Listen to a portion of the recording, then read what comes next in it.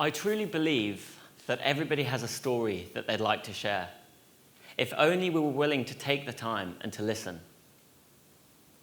My name's Gian, and after graduating from university, I joined PwC in their restructuring practice in 2014. Like many of you here today, I look relatively normal. Well, I look relatively normal. I joined the firm, and I had a fantastic time building relationships, working hard, and wanting to go the extra mile to develop a personal brand for myself that stayed with me, both at the firm and beyond. And I remember my final day at the firm, organising an event for 700 people, and I was in my element. But of my 36 months at the firm, only 9 of these are what I consider to be normal.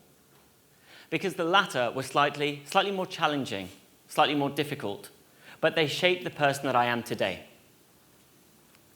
The photo behind me is a photo from July 2014, a fantastic day with my mother, my father, and my sister.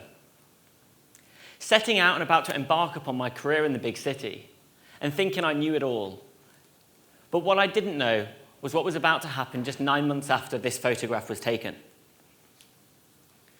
It was the 8th of May 2015, which you might recall is an important day in the United Kingdom because it was the day of the general election. But for me, that day was a little bit different, and one that will stay with me for years to come. Because the 8th of May 2015 was the day that my father was murdered. Now, for many of you in the room today, I hope that you can't relate to that, and God forbid that anybody will go through something similar. But what I can share is throughout the past few years, I've learned an awful lot about myself and about those around me. And I might have been young, just 23 at the time, in fact, but my word, I learned an awful lot about myself. 2014 was supposed to be the start of my career, and instead, it was filled with my family all over the media. Meeting after meeting, interview after interview, police, the government, solicitors. It was endless. My sister and I fought tirelessly, endlessly, to find out what on earth had happened to my father. And time went on. And a lot was going on in my personal life, but I want to bring this back to my work life. PwC were unbelievably supportive, but after 3 months out and the investigation continuing to this day, I thought, well, how am I going to continue in my career back then? How, after a time out, what does my career look like? What's changed? So with all this going on in my personal life, my emotional compass and radar was on constant alert. PwC were very welcoming as I came back. People of all grades, very supportive. But notably 2 directors, Jason Higgs and Isabel Gross. These 2 individuals went out of their way to support me in some of the darkest moments of my life. 2 very different characters, one more introverted, one more extroverted, and one actually I'd only known for a few months. But the way they went out of their way to listen to me, to support me, was like nothing I'd ever experienced before. I specifically remember one moment taking a walk down the river near Moor London with Izzy. It was a busy afternoon with back-to-back meetings for her. But she took the time out and she said, let's go out of this office, we're going for a walk. Speaking to her and sharing how I felt that afternoon relieved me. It was like a pressure valve had just been absolutely released inside me. Just having a sounding board, somebody around me. And wouldn't it be great if more people did that? But why did it have to take a murder? Why did it have to take such an impact in my life for me to speak up? Or for others to maybe come along and say, you know, are you okay? How are things going generally? And it made me question and made me wonder that surely I can't be the only person that has problems in my personal life and comes to work. And I'm not going to ask people to put hands up, but I'm mildly confident that all of us in the room today have had problems in our work life or our personal life or stressful situations. And one really does affect the other. Now, going forward, it made me start thinking, why don't we share how we feel that much? Because admittedly, I've been the same at times. Is it because we considered it a weakness? Is it because we thought maybe people would judge us? Or perhaps it was because the corporate world at the time is not creating the environment for us to want to speak out and share exactly how we feel and bring our true and full selves to work. It's exactly this that I believe that if we allow such an environment, people will thrive, perhaps increase productivity, increase attrition, and reduce absenteeism for better. And it made me look at the corporate world and think, surely I couldn't have been the only one, feeling this way. But people are working longer hours, and we're sleeping less, as if it's some badge of honor. We're constantly switched on, and we're constantly active and always connected, as if it's some sort of, Superman or woman. But how about we just stop and see our emotions as a superpower instead? Now, with all of this talk about emotions, I want to bring it really back to how we measure this in the corporate world.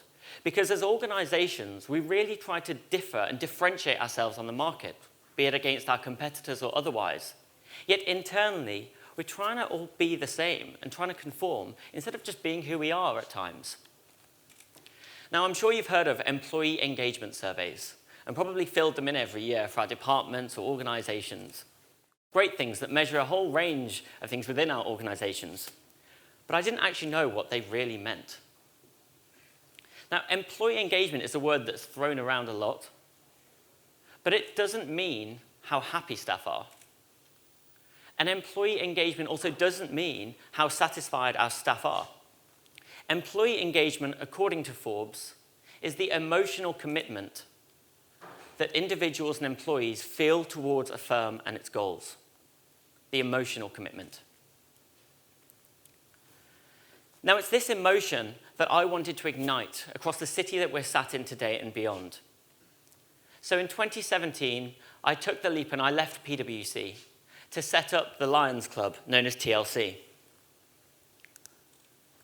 TLC brings together 20 of the UK's most inspiring individuals. These are ordinary people like you and I sat here today, but with extraordinary stories to share, who speak powerfully but from the heart, to be the catalyst for change within our organizations. They're individuals who've paved history, changed the way for future generations.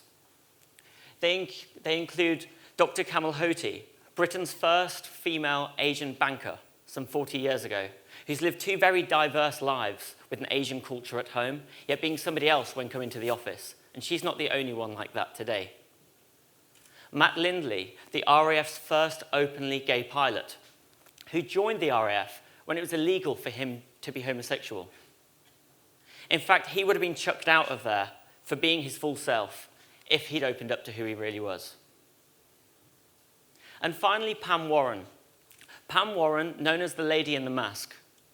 She survived the worst train crash in British history in 1999 in Paddington.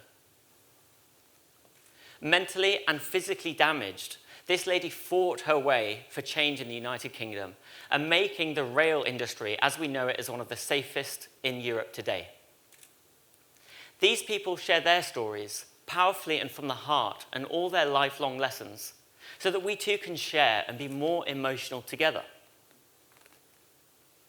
But bringing this back to what we can all do, I suppose, and I've learned a lot of things over the years, I feel, is that when we go back to dealing with our teams or being this emotionally inclusive leader, as we want to call them, what can we actually do? And for me, it was the most simple thing. It's just when we go back to our offices or wherever we're sat around, just to sometimes just pop our heads up and look around. And I guarantee that sometimes you will just find somebody just looking out and staring into space for a fleeting moment. And just to pop over and just say to them, "Are you okay? Do you fancy a quick coffee or a walk?" Using these emotions that are within all of us here today as our superpower. Thank you.